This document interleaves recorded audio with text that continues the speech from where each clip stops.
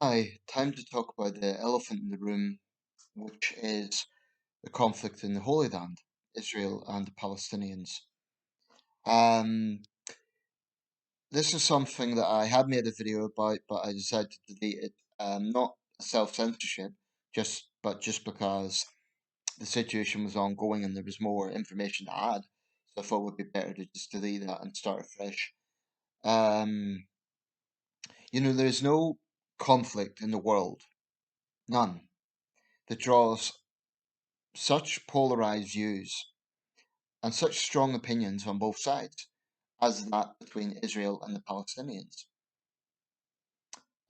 There's any number of wars going on in the world right now. In fact, armed conflict is divided into different kind of levels. You have full-scale wars, you have middle-level insurgencies, then you have low-level ongoing conflicts be going on for a very, very long time. Now, I was going to kind of amalgamate these two videos, but I think I'll make that one separately. The worst conflict in the world today, if we're going in terms of death toll in recent months, is actually the Tigray War in northern Ethiopia. Throughout most of the 2010s, it was the Syria War, but that is starting to now finally subside in intensity and scale. Assad has probably got the upper hand in that, but it's winding down, which is perhaps not the right choice of word, uh, perhaps as good as any. Um, But what the world's talking about is the conflict in the Holy Land. So this is my take, and I'm aware that if you have an opinion on Israel and the Palestinians, inevitably there'll be a strong counter opinion. So it's very difficult to be neutral on a subject, because if you are, or if you try to be, you'll still be pigeonholed as being one side or the other, on one side or the other. Um, so I'm going to put my cards on the table and just share a few observations that I have seen. I think this latest round of violence, there are several components that started it. I think Hamas rocket issue is always a factor. And as a basic point, I don't think it is reasonable to expect any country in the world to have rockets coming into its territory and simply be expected to do nothing. So, why is it that there's a discrepancy between Israeli and Palestinian casualties?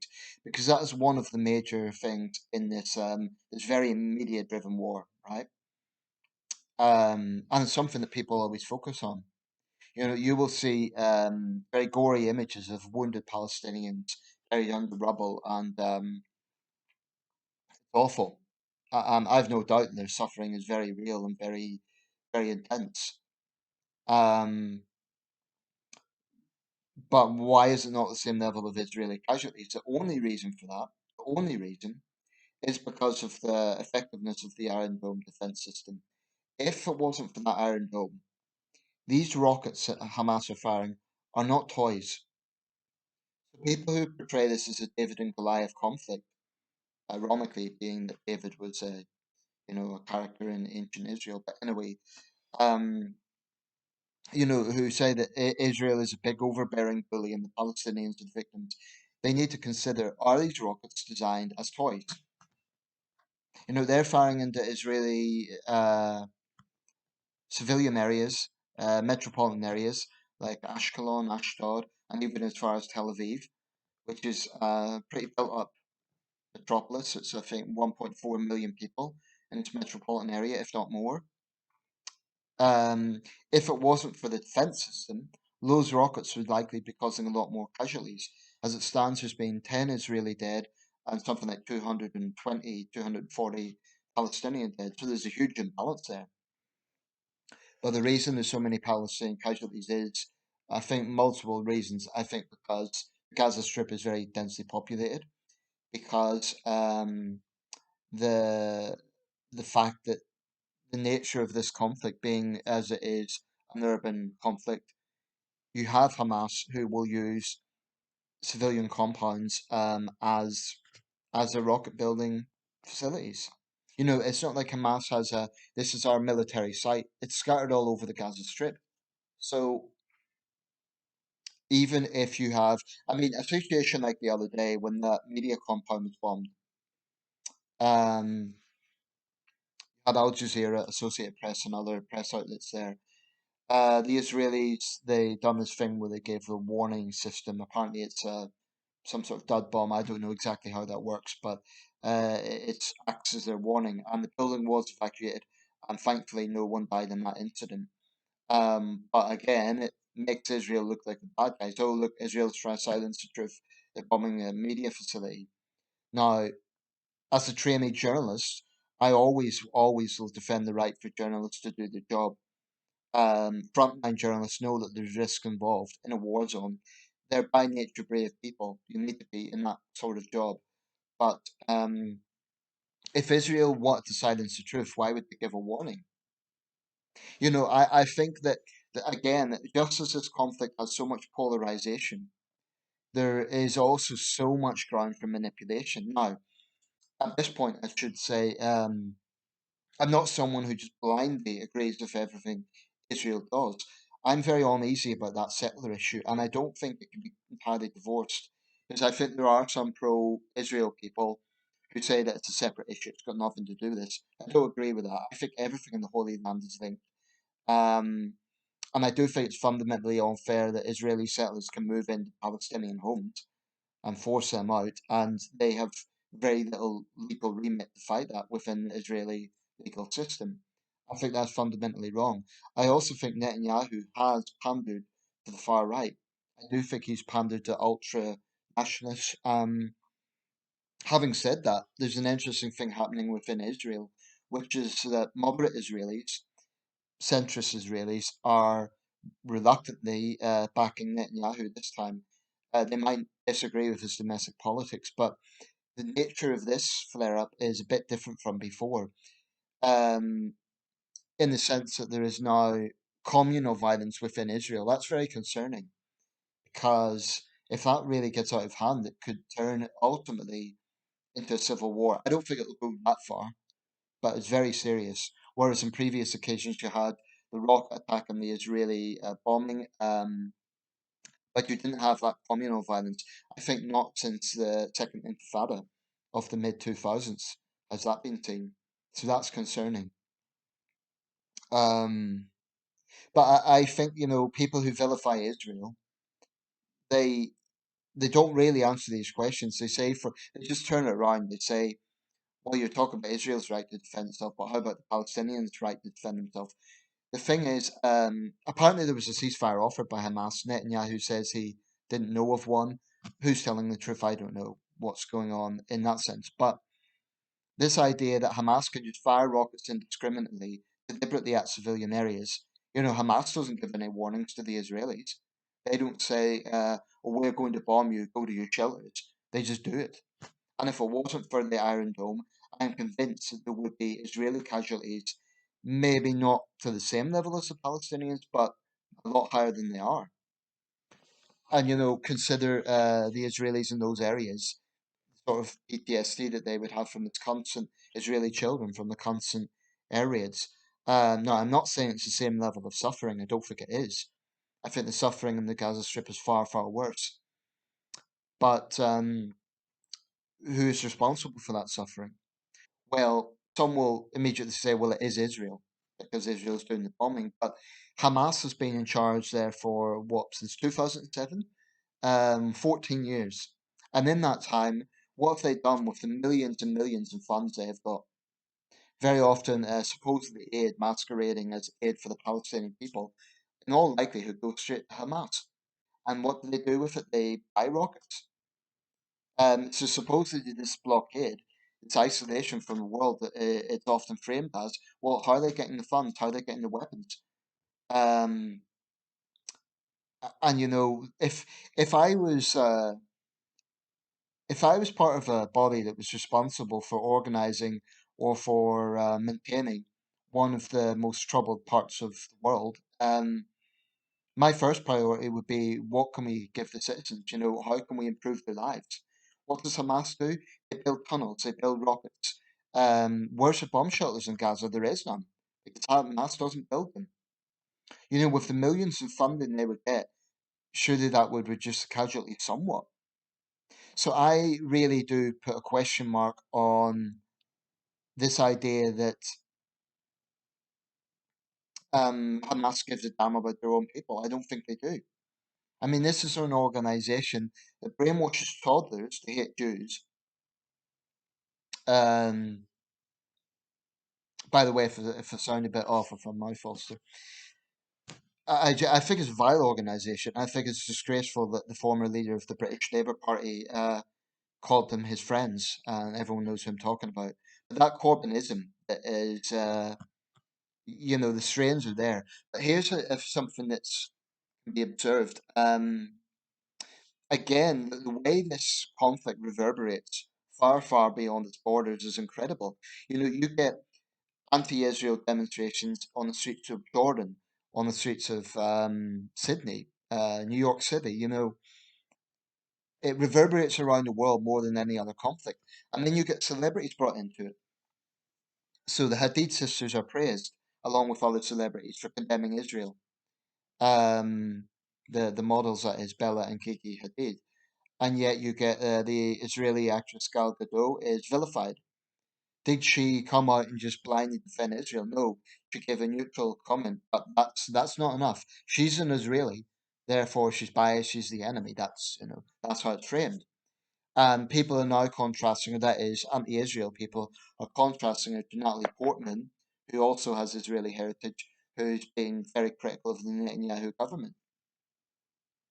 But I guess what Israelis would say is it's all very well for celebrity Jews in the United States to take this position, but they're not the ones facing the rockets. Um, but you know the way people are used, then oh well, this Jewish person says that about Israel, so that's good. That they can be used for propaganda purposes, but it works both ways, of course. Um, but I do think there's a lot of manipulation in this conflict, not just this latest flare up, but generally. I remember seeing footage of supposedly Palestinians killed in Israeli bombing. It actually turned out to be Syrian victims of Bashar Assad bombing. And the Pakistani woman who had posted it, I raised this with her because I'd seen a source in an original source about Assad bombing his own people. And she said, oh, well, it doesn't really matter because Israel's doing this anyway. I said, well, clearly it does. You're just spreading fake news. Um, and the thing is, right, Israel can be told you need to minimize civilian casualties, but there's what can they do? I mean, I think there needs to be some solution at this point. And then, of course, Biden, being American president, has to take position, because American presidents are always expected to. His rhetoric so far has been largely pro-Israel. CNN's increasingly asking questions about of the Israelis. Um, Israel often promotes this thing whereby imagine if it was, for example, London or Paris or Rome that was being hit by rockets, would those respective governments do nothing? The answer is obviously not. One thing that has always bothered me about this conflict is the way that some will uniquely vilify Israel. I'm not saying Israel over the Palestinians. I'm saying in terms of on a world scale. I mean, when you have people on the streets of London, today a Metropolitan Police officer is under investigation. She was shouting freedom to Palestine. Now, I would immediately, I think she should be investigated. What is her politics? Why is it she thinks she has a right to do that when she's wearing a police uniform? I think she personally should be fired because she cannot be trusted to be impartial. For example, in a case where a Jewish person might be a victim of hate crime, a Jewish guy called into LBC yesterday, and he was saying, "Don't judge all Jews by the actions of Israel." James O'Brien made a rather nauseating comparison. They say, "Oh well, it's the same as Muslims being judged for the actions of ISIS," except it's not the same. And this is a good example of the distortion of James O'Brien on LBC. It's not the same at all because there's about 1.5 billion Muslims in the world. There's perhaps 30 million Jews. So this idea that all Muslims are vilified for the actions of ISIS is nonsense. There is nowhere near the same level of collective punishment or vilification of Muslims as there are with Jews in Israel. There just isn't.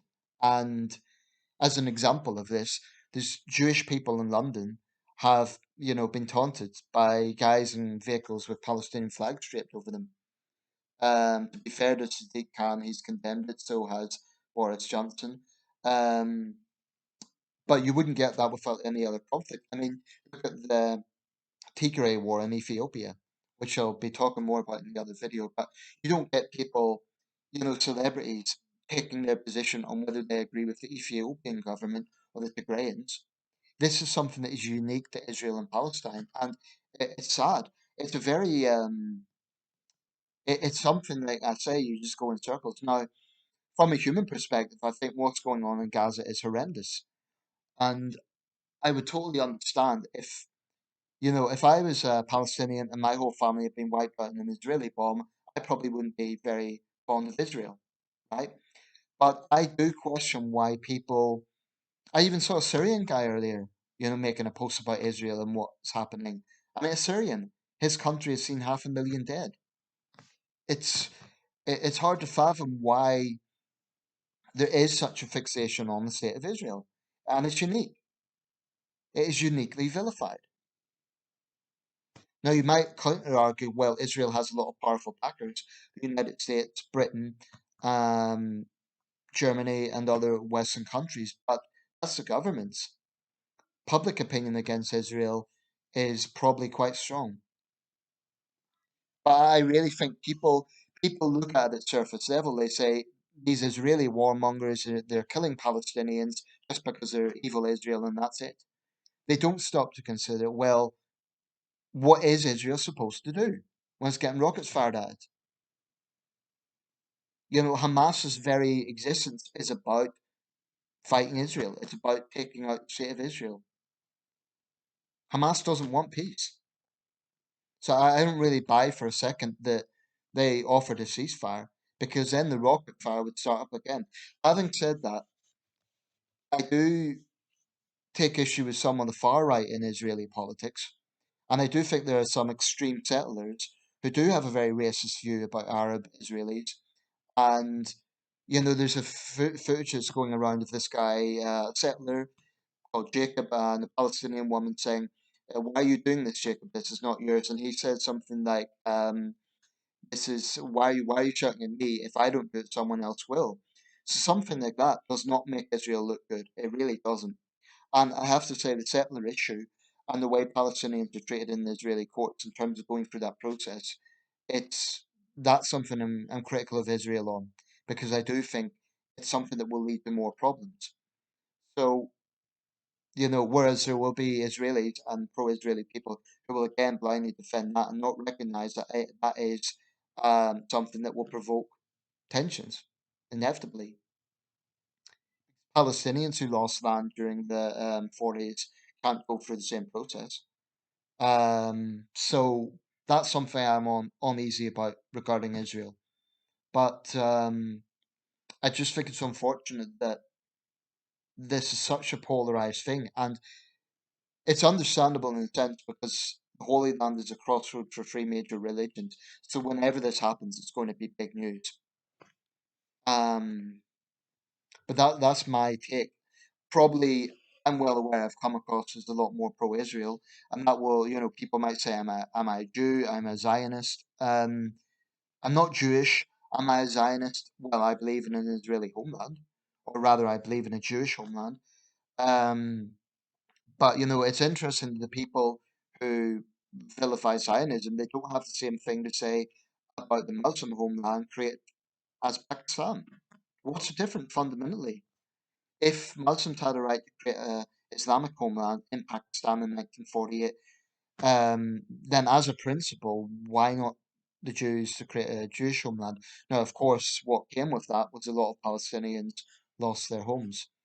But this is a problem with the Holy Land. It's such an ancient history that if you get back into who owns the land, I think it's a flawed exercise because it goes so far back. There's a cartoon that is online like "This land is mine," and it's always poignant. It's one of those crooners from the 50s, I don't know who, if it's Perry Como or someone else, but it sort of shows all these people throughout the history of that part of the world, from an ancient basic caveman, a Canaanite, an ancient Egyptian, um, early Greeks, Romans, Ptolemaic Egyptians, Saracens, Crusaders, and it just goes right through the Holy Land, right up to the modern states, the British, then modern Israel, Hamas. It's very well done. It's quite poignant, but unfortunately, that's going to be relevant 10 years from now. It was relevant 10 years ago. It will be relevant 10 years from now. I do think that the only solution to this is a two-state solution, because so long as the Palestinians don't have a verifiable state, at the moment it's a kind of de jure state, but so long as it's not a verifiable state, then Israel will always be, seen as the apartheid state, which I think is somewhat unfair, in the sense that Arab Israelis can rise to positions of power. They can be judges, they can be politicians, they can be generals. You will not get that in Arab countries with, not that there are many Jews in Arab countries, but if there were, I don't think that they would have anywhere near the same opportunities. I do think that the question of why Israel is constantly singled out needs to be understood. And for those who say there's so many double standards with, for example, America being pro-Israel, well, if you want to talk about double standards, how about the fact that Israel at UN level gets so many resolutions against it, yet China and Russia and Saudi Arabia constantly get protected by powerful forces? So if we want to talk about bias, look at the decisions made at UN level. China is even throwing its weight into this, accusing the US of bias. Yet what they're doing in Tigray is, they're fueling the conflict there. They're not condemning the excessive use of force by the Ethiopians or the Tigrayans. So China doesn't have a leg to stand on. But that's a great contradiction of the UN and why it probably needs massive reform. I'm not sure about it totally being dissolved as an organization, because the obvious question is, well, what do you put in its place? But I do think it needs major reform, and that's not easily done. Right, I'll round this up, but I'm well aware with this conflict, it's the optics, right? What people see is they see Israel firing at Palestinians and Palestinians are dying. I think that Hamas don't give a damn about dead Palestinians. I think they have always used them. I mean, if you look at the human rights abuses within Gaza, it's profound. But it is interesting this time. Even Al Jazeera, I wouldn't say they've been neutral; they've been more pro-Palestinian. But I would make this counter to Israelis who say that the media is totally against them. I don't think that's entirely true. I do think that there has been a conscious effort by media outlets to try and show both sides. Even Al Jazeera has reported the Israeli casualties. So I don't think it's true when Israelis say the whole media world is against them. That is not true. Um, I can understand if you're living in a bomb shelter or you're in a bomb shelter and you're hearing this, it can come across that way. But this is where I'm defending journalists. I don't think that the coverage has been as biased as it might be. Let me put it that way. Um, Nevertheless, it's something that is so polarizing, and that's my take. Basically, summed up, I believe in Israel's right to defend itself. I believe in every country's fundamental right to defend itself. But I do not blindly agree with everything Israel does. And I do think that Netanyahu, excuse me, is, I don't want to say reaping what he sows, because that would be putting all the blame on Israel, but he has pandered to the far right. And I think Netanyahu is a controversial figure within Israeli politics. But frankly, any Israeli prime minister would be expected to respond if rockets are firing at their citizens. So, those who defend Palestinians, they can't answer that question, i.e., how do they justify Hamas deliberately firing rockets all the time? And if they were in Israel's position, what would they actually propose Israel does? That's another point.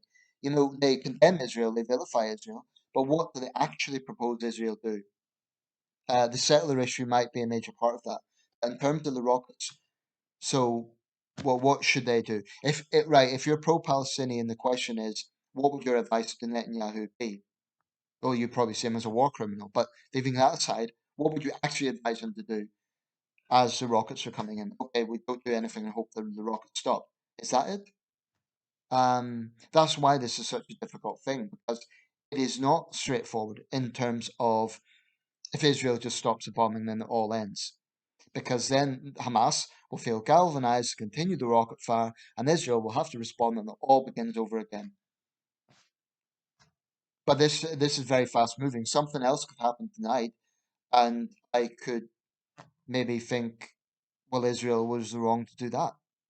But as it stands, I think Israel is in a very difficult position.